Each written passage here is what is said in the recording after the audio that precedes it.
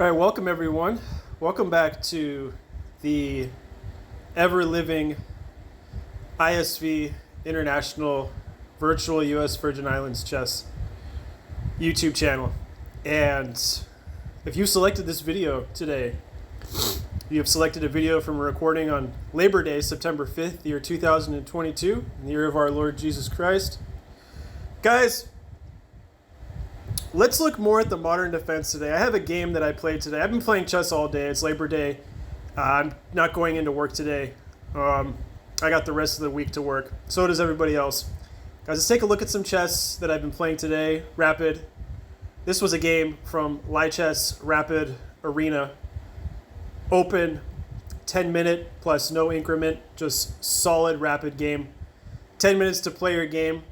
I had a player here, an opponent from South America, and he was rated over 2,000 something in all time controls here or there. Anyway, it looked like a challenging opponent, so I said, okay, let's go. I've played 2 classical games so far today, and I want to play some rapid chess. I won a game, lost a game, and drew a game today with classical, so I wasn't really that impressed. 1.5 out of 3. Okay, well, I spent a lot of time. Guys, let's spend a little bit of time now going over the modern defense, d4, g6. If you guys look at the Olympiad playlist that I have there, it says new ISV, 44th Chennai Olympiad, held in India. Guys, look at that playlist. Check out Connor Eichelman. He played with us just this year, and he finished with a performance FIDE rating of near 2,000, Elo, classical. I mean, finishing 7.5 out of 9 at the Olympiad, I mean, you should get a prize for that. I mean, if his prize is getting his titled FIDE Master, Connor should definitely be a master at this point. Guys, check out Connor Eichelman's videos there, my coverage from the ISV playlist. Check those out as soon as you get a chance. I promise you will be not disappointed, believe you me, with those games. Now, onward into the future. F3 played by my opponent, and I can already tell that my opponent is going to come with something out of mainline preparation. In these modern defenses, typically with white, a lot of players at higher levels, more advanced chess, when they see the modern defense d4, g7, g6, c4, g7, g6, a lot of times changing up the fluidity and what's going to happen. For example, after d5, my opponent here goes for knight to h3. Well, he wants to put that knight now on the f2 square at some point. And this isn't anything that's actually very unknown, because the f2 square on the king side for the knight does offer a lot of authority, sort of an authoritative figure there on the king side. Knight to c6 now after knight to h3, continuing development. c3 pawn push by my opponent. Getting ready to fianchetto now. b7, b6 was formulatively the best idea found by black in this position, and I was very kind of proud of myself almost that I had found this, because it actually worked, and it helped out a lot in the endgame.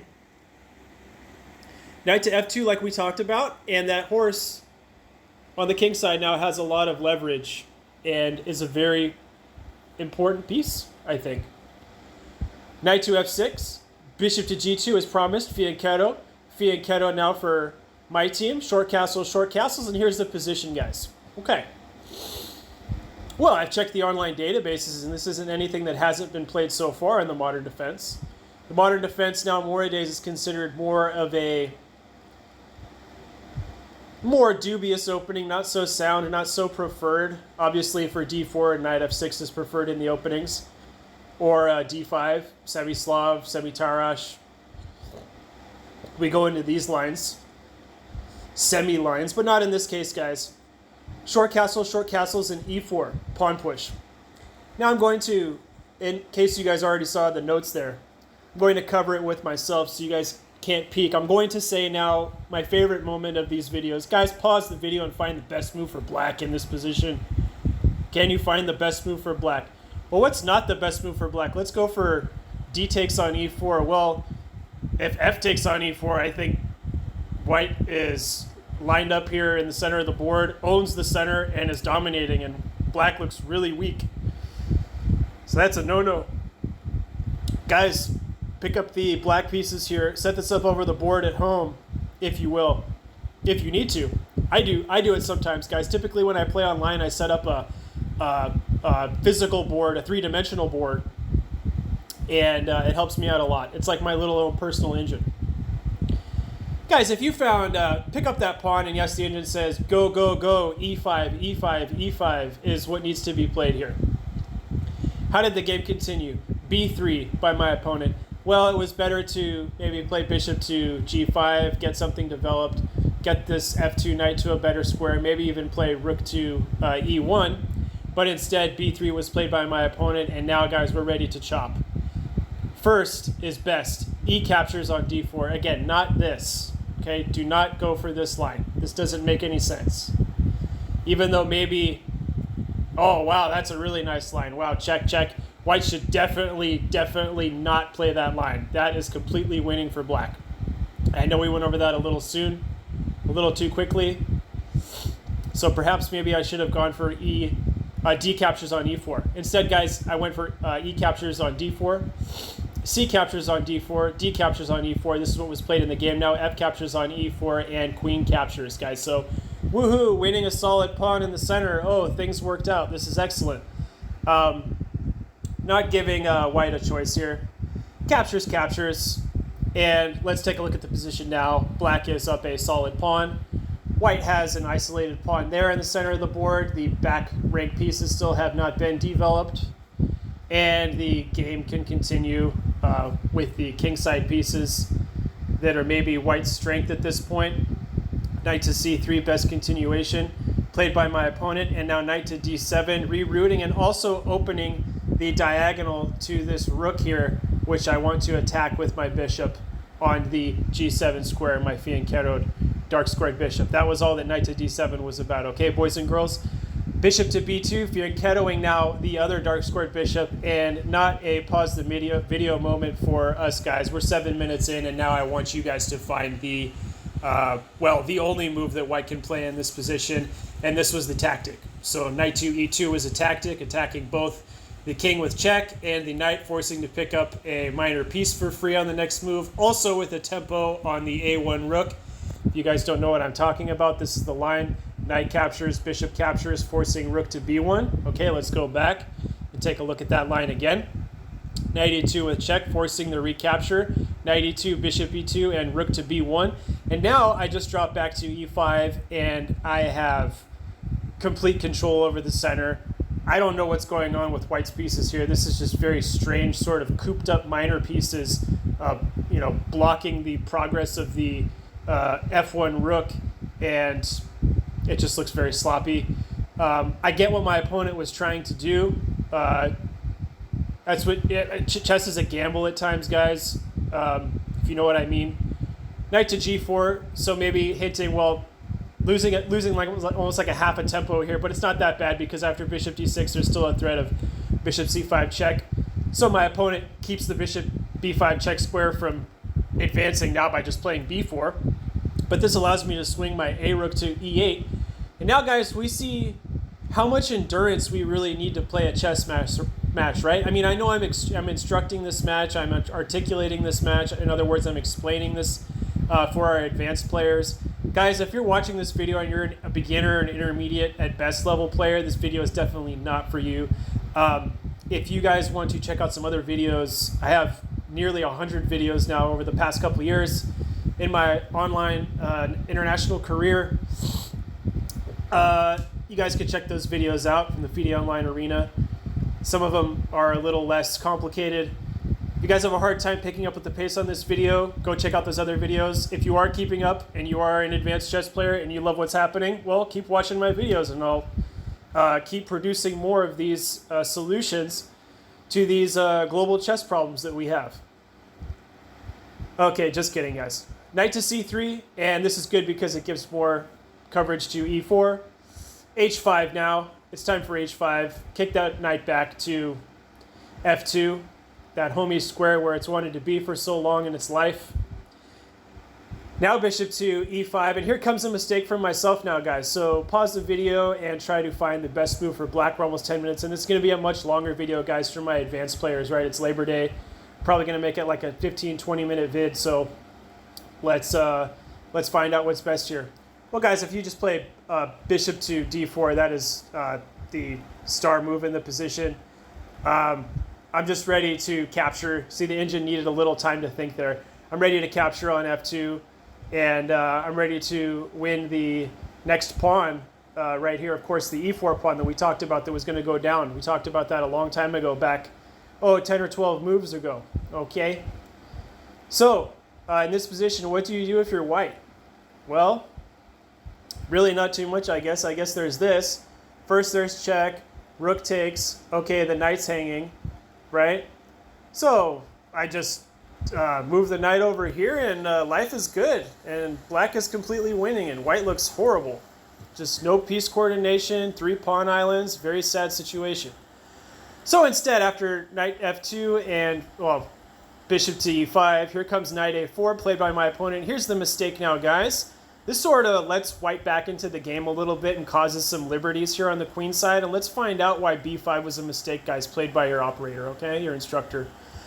Knight c5, knight c5, bc5. Well, here's the continuation. Now it's a little bit too late for bishop to d4 because now rook gets to capture on b5 with white to play.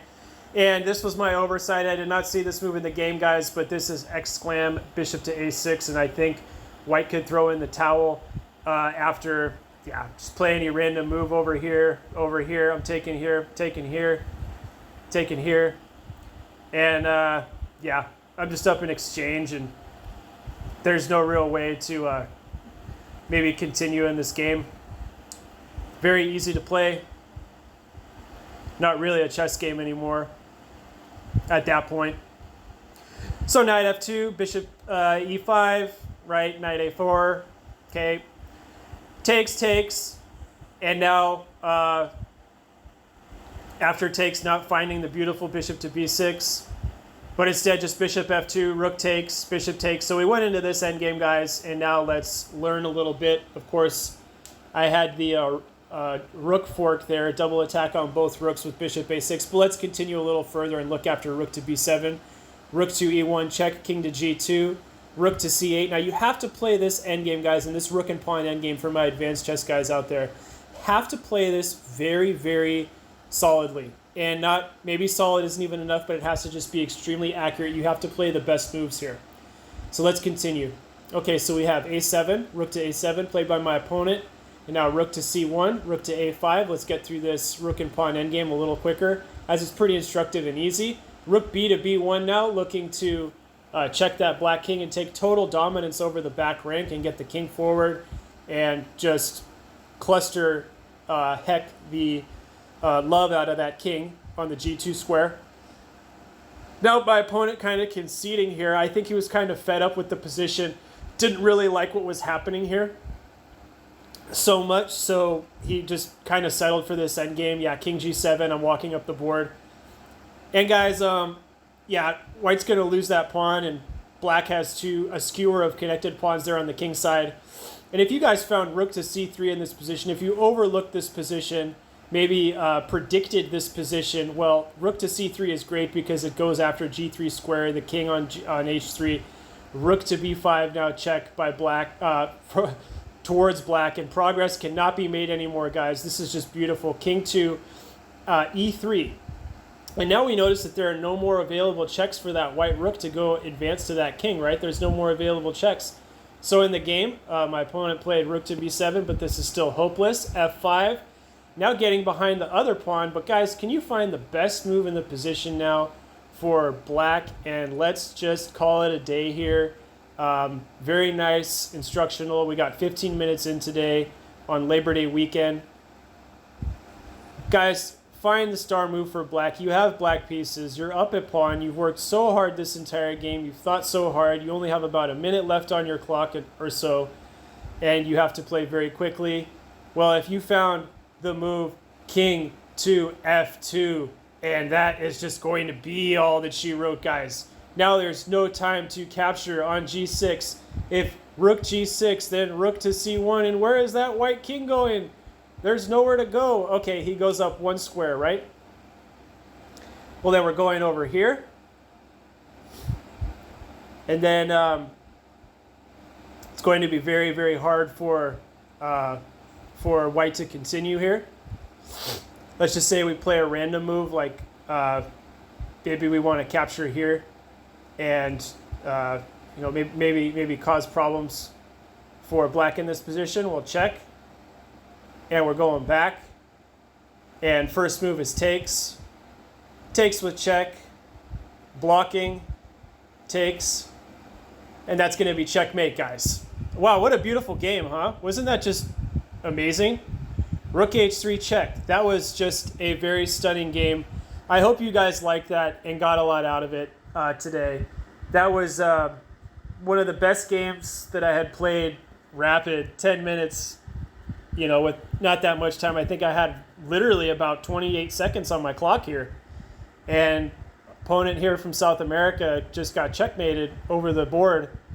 And this wasn't a nice result for him, but worth taking a look at. It sucks to get checkmated. A lot of us, you know, we prefer to win our games. Guys, let's go over that endgame line for just a moment now that we've revealed the solution to this game. So beautiful is just king to f2, and you have to play this move, and there's back rank issues. Now if you threaten here, taking the pawn, taking with check, oh, you take the bait of the h5 pawn and its mate. This is just beautiful.